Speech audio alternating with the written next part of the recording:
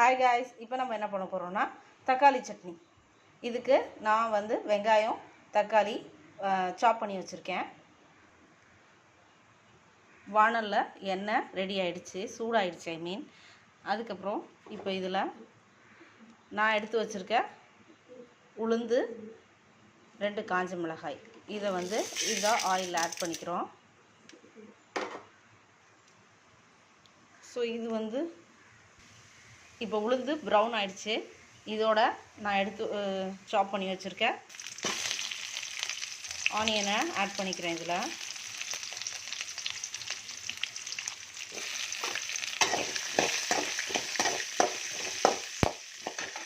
இது நல்லா இப்போ இது நல்லா ப்ரௌன் கலருக்கு மாறப்போகுது. ஸோ ரொம்ப ப்ரௌன் ஆக தேவையில்ல.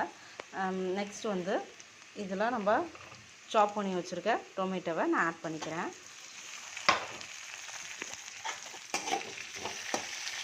இதுவும் நல்லா குக் ஆகட்டும்.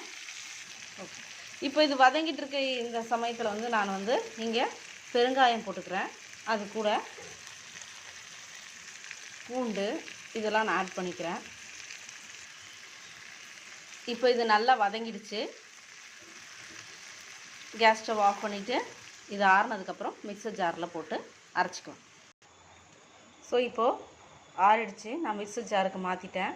இதில் நான் வந்து கல் உப்பு ஆட் பண்ண போகிறேன். ஸோ உப்பு போட்டுக்கிறோம், அரைச்சி எடுத்துகிட்டு வந்துடலாம். இப்போ ஆவி பறக்க இட்லி ரெடி. ஸோ சட்னியோடு வச்சு சர்வ் பண்ணிடலாம்.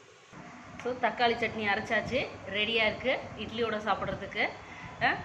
செஞ்சு பார்த்து எப்படி இருக்குன்னு கமெண்ட் பண்ணுங்கள், சப்ஸ்கிரைப் பண்ணுங்கள். தேங்க்யூ, பாய்.